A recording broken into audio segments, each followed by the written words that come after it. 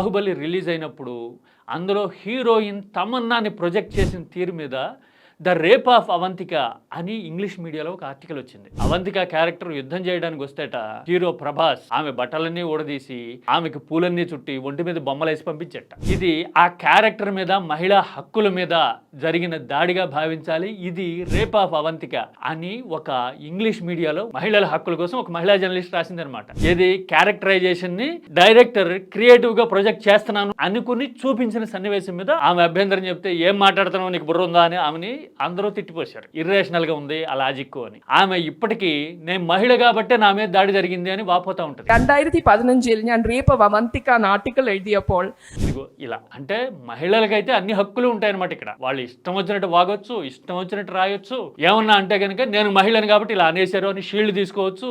ఇంకొందరైతే complaint కూడా చేయొచ్చు. అందుకే అంటున్నది, అన్ని వాదనలు, అన్ని ఏడుపులు, అన్ని వివాదాలు వాళ్లే క్రియేట్ చేసి వాళ్లే ఏడవచ్చు. అదే ఎవరైనా అంటే మాత్రం మహిళా హక్కులకి భంగం అంటూ షీల్డ్ అడ్డం పెట్టుకుంటారు. అందుకే చెప్పింది నేను మొదట్లో, ఈ రోజుల్లో ఆకొచ్చి ముళ్ళు మీద పడితే ముళ్ళు ఇరుగుతోంది. మరి ముళ్ళు జాగ్రత్త.